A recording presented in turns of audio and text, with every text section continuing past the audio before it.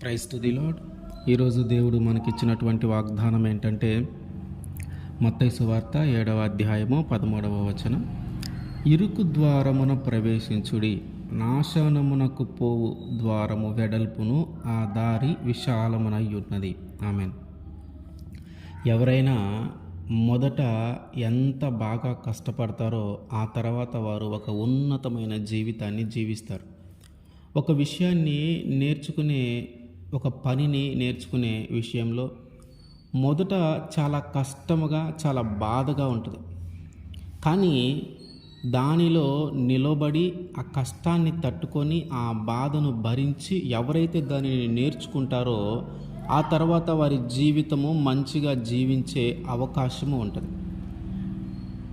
అందరూ కూడా ఇది నేర్చుకోవాలి, కష్టమైనా సరే బాధ అయినా సరే భరించాలి, కష్టమైన భరించి నేర్చుకోవాలి అని ఆ పనిని ప్రారంభిస్తారు. కానీ దానిలో ఉన్న కష్టాన్ని, దానిలో ఉన్న బాధను కొన్ని రోజులు అనుభవించిన తర్వాత ఇది మన వల్ల కాదు అని చాలామంది వదిలేసి వెళ్ళిపోతూ ఉన్నారు.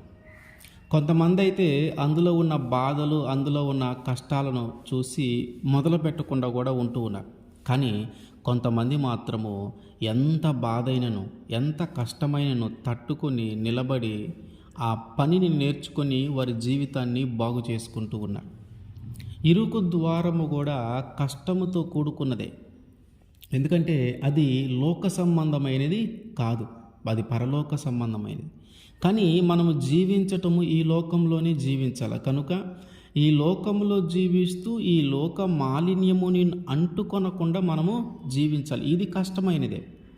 ఎందుకంటే నువ్వు నీతిగా బ్రతకాలి, యథార్థవంతంగా బ్రతకాలి, అబద్ధం ఆడకుండా బ్రతకాలి, మోసం చేయకూడదు, అన్యాయం చేయకూడదు, మోహపు చూపు కలిగి ఉండకూడదు. ఇట్లా దేవుడు చెప్పిన మాటలను బట్టి మనము జీవించటము ఈ లోకంలో కష్టమైన పనే.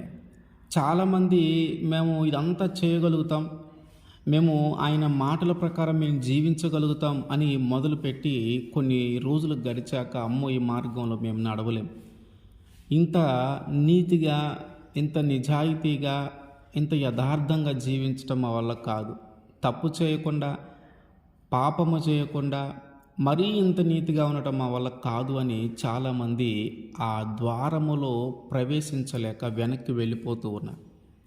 కొంతమంది అయితే అసలు ద్వారము గురించి తెలుసుకోవాలనే ఆలోచన కూడా లేదు. ఎందుకంటే వారు వెళుతున్నటువంటి మార్గము, వాళ్ళు ఎంచుకున్నటువంటి ద్వారము వేరే.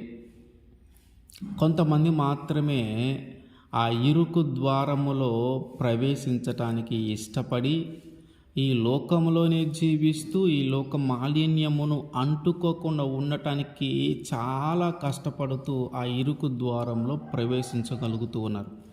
ఎవరైతే ఆ ఇరుకు ద్వారంలో ప్రవేశిస్తారో వారికి నిత్య జీవము అనుగ్రహించబడుతుంది. ఆయన అంటూ ఉన్నాడు, చాలామంది ఇరుకు ద్వారములో ప్రవేశించాలని అనుకుంటూ ఉంటారు, కానీ ఎవరో ఒక్కరో ఇద్దరో, చాలా కొద్దిగా మంది మాత్రమే అందులో ప్రవేశిస్తారు. ఎందుకంటే పరుగు పందెము జరుగుతూ ఉన్నప్పుడు చాలామంది పాల్గొంటారు ఆ పరుగు పందెంలో, కానీ విజయము సాధించేది ఒక్కరే. ఒక పోటీ జరుగుతుందంటే చాలామంది పాల్గొంటారు, కానీ విజయము ఎవరో ఒక్కరికే వస్తుంది. అంటే అందరూ దాన్ని సాధించాలని, అందరూ ఆ ద్వారంలో వెళ్ళాలని, అందరూ ఆ కష్టము పడాల్సిందే, ఆ పడైన దాన్ని సాధించాలని అనుకుంటూ ఉంటారు. కానీ ఎవరో ఒక్కరో ఇద్దరో దాన్ని సాధిస్తారు. అంటే ఆ ఇరుకు ద్వారములో ప్రవేశించటానికి చాలామంది ప్రయాసపడుతూ ఉన్నారు, కానీ మధ్యలో పడిపోతూ ఉన్నారు. చివరి వరకు దాన్ని కొనసాగించలేకపోతూ ఉన్నారు. అందును బట్టి ఆ ఇరుకు ద్వారంలో ప్రవేశించేది చాలా కొద్దిగా మంది. మనకి రెండే మార్గాలు ఉన్నాయి. ఒకటి ఆ ఇరుకు ద్వారము, రెండు వెడల్పైన మార్గం, వెడల్పైన ద్వారము.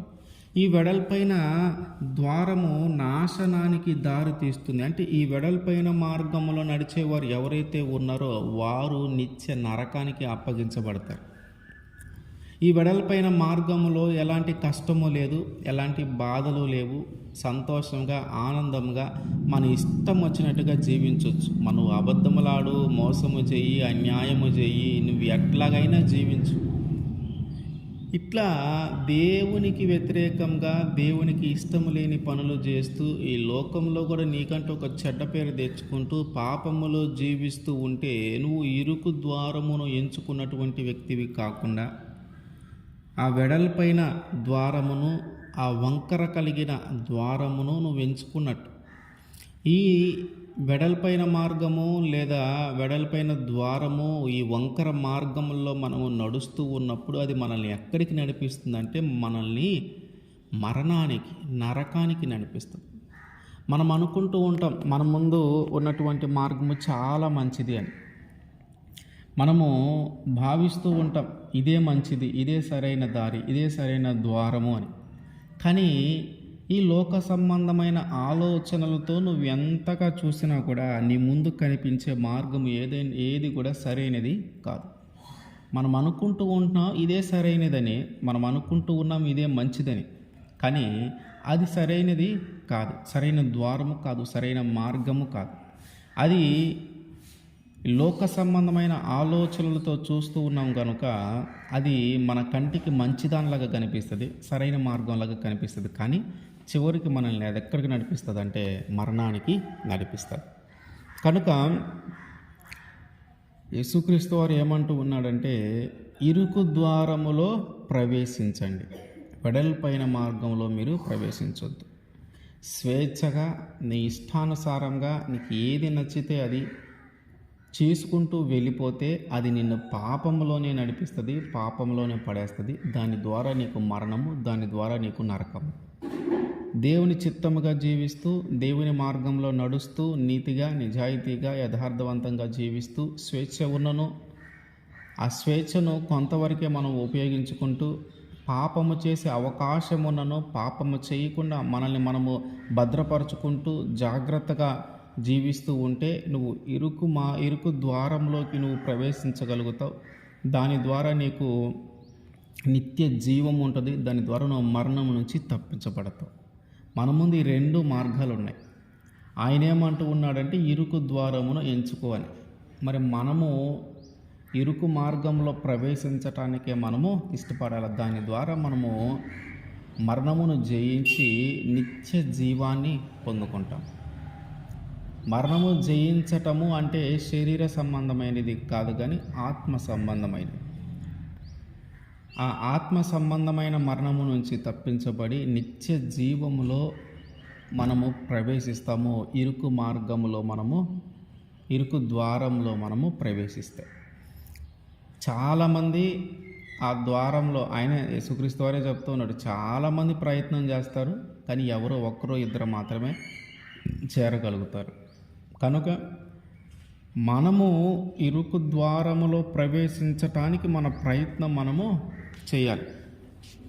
ఆ నాశనము వైపుకు, మరణము వైపుకు, నరకము వైపుకు వెళ్ళే మార్గములో మనము ప్రవేశించకుండా మరణం నుంచి తప్పించబడి నిత్య జీవములోనికి నడిపించేటటువంటి ఆ మార్గంలో మనము ప్రవేశించాలి. ఆమేన్.